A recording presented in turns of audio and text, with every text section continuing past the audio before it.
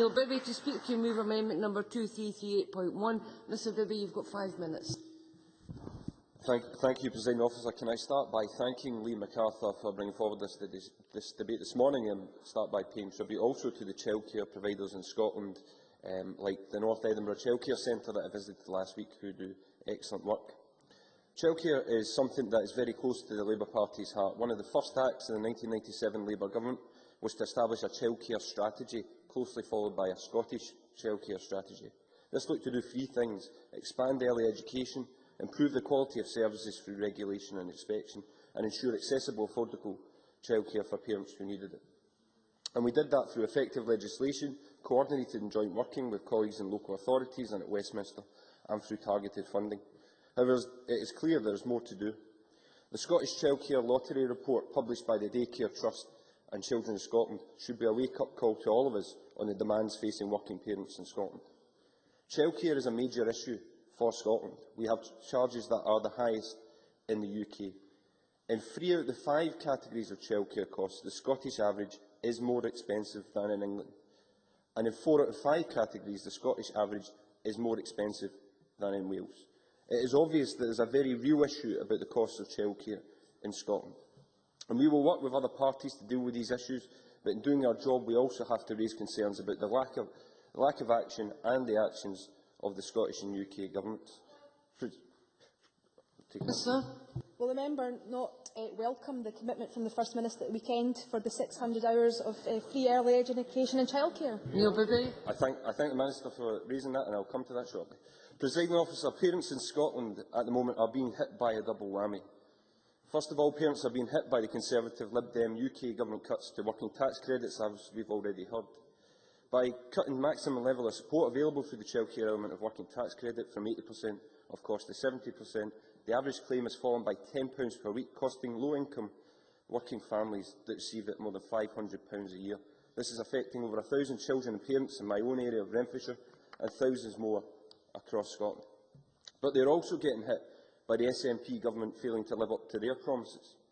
Presiding Officer, I welcome the announcement on increased free nursery hours for 3 and 4-year-olds made by the First Minister to his party on Saturday, just as my colleagues welcomed it 5 years ago in 2007. The lack of progress on this since 2007 has simply not been good enough. I hope for the hard-pressed families of Scotland this time he means it. And I hope we can reach the levels of childcare and nursery provision available in England and Wales. The First Minister likes to give speeches about the Scottish Government being a progressive beacon to the rest of the UK. But with regards to early education and childcare, this is clearly not the case. There are a number of questions that need to be answered. How much will this policy cost? What resources will be given to local authorities? What rights will parents have over flexibility? And will there be a consistent teacher-led input that is currently not available? I hope the Minister for Children and Young People can give us more details on that. But as children's charities are telling us, one rehashed or recycled policy, no matter how good, won't be able to deal with the problems facing parents with childcare at the moment. We need a more integrated preschool education and care system. Presiding Officer, I am pleased that our childcare providers and our national organisations are learning from childcare regimes elsewhere to invigorate the sector here in Scotland. What we need, Presiding Officer, is a Scottish model of childcare, something I know my colleague Hugh Henry and other members have called for in a private members' debate on childcare held in December. We need to move this forward. We need a Scottish model that recognises that families and children have different needs and different services are best placed to meet those needs. We need to find a way to support those in the voluntary and private sector to meet the needs of local people, to identify gaps and provide services. We need a system that supports mixed economy providers but does not nurture gaps in their funding costs. Minister. To remind the member of the announcement I made about engaging with the social sector, the third sector, in terms of identifying gaps, and will he welcome that move, if not the 600 hours? Neil Bibby. Absolutely, we need to. As I just said, we do need to engage with children's charities and national organisations to do that, and of course we would welcome that.